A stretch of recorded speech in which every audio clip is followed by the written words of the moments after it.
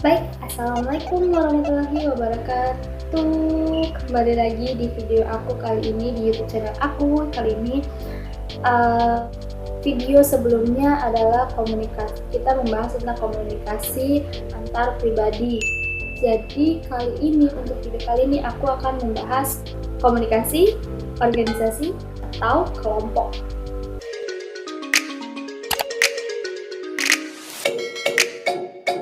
Baik, seperti video kemarin aku akan menjelaskan terlebih dahulu apa itu komunikasi organisasi. Nah, jadi komunikasi organisasi itu komunikasi yang dilakukan antar dua orang atau lebih di dalam sebuah organisasi, dan pesannya itu juga bersifat keorganisasian. Jadi komunikasi organisasi ini dibagi menjadi dua. Ada komunikasi internal dan ada komunikasi eksternal. Untuk komunikasi internal, Jadi komunikasi internal adalah pertukaran pesan yang dilakukan oleh orang-orang di dalam organisasi. Komunikasi internal pun dibagi menjadi dua lagi. Itu ada komunikasi vertikal dan ada komunikasi horizontal. Kalau komunikasi vertikal itu komunikasi yang dilakukan anggota organisasi di dalam organisasi, tetapi dari atasan menuju ke bawahan atau sebaliknya. Kalau komunikasi horizontal itu komunikasi yang dilakukan antar anggota organisasi, tetapi mereka memiliki jabatan yang sama di dalam organisasi tersebut. Itu tadi macam-macam komunikasi internal. Nah, kita bahas komunikasi eksternal. Kalau komunikasi eksternal itu pertukaran pesan yang dilakukan antar orang di dalam organisasi dengan orang di luar organisasi, seperti itu. Nah, di dalam organisasi tentu ada yang namanya pemimpin atau manajer. Jadi organisasi kepemimpinan di dalam komunikasi organisasi ini itu memiliki pendekatan-pendekatan yang tersendiri.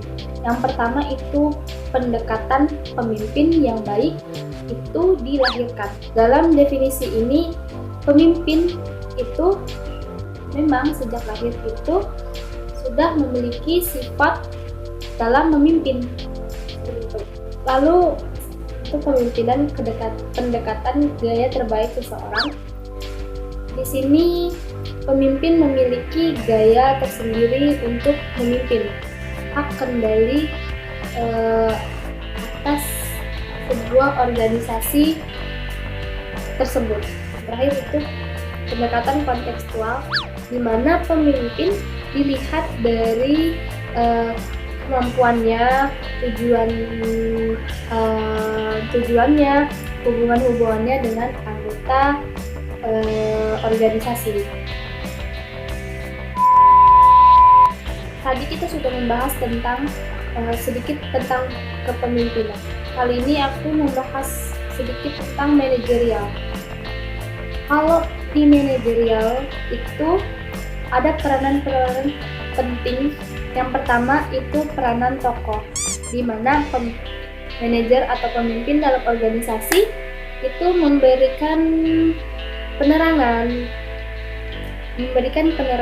penjelasan, himbauan, ajakan-ajakan, dan lain-lain. Yang kedua itu ada peranan pemimpin. Nah, peranan pemimpin ini manajer memiliki tanggung jawab atas lancar atau tidaknya pekerjaan dari bawahan mereka. Yang ketiga, peranan penghubung. Di sini manajer melakukan komunikasi di luar organisasi dalam bentuk formal maupun non formal.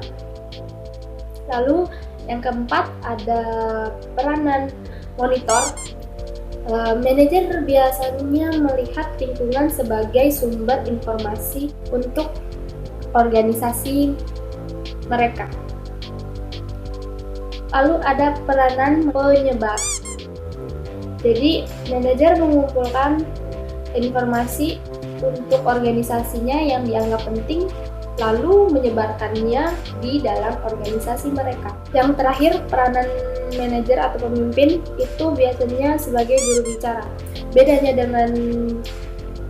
dengan penghubung, kalau tadi penghubung itu mereka berinteraksi di luar organisasi dalam bentuk informal maupun formal.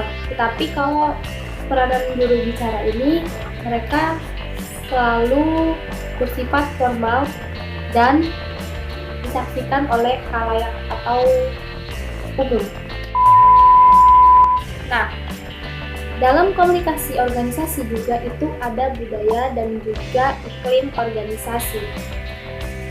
Kalau budaya organisasi itu contohnya kebiasaan-kebiasaan yang dilakukan dalam sebuah organisasi tersebut, seperti rutinitas atau kegiatan-kegiatan yang sudah dilakukan oleh organisasi tersebut dari awal terbentuknya organisasi tersebut sampai nanti ke angkatan-angkatan selanjutnya seperti itu.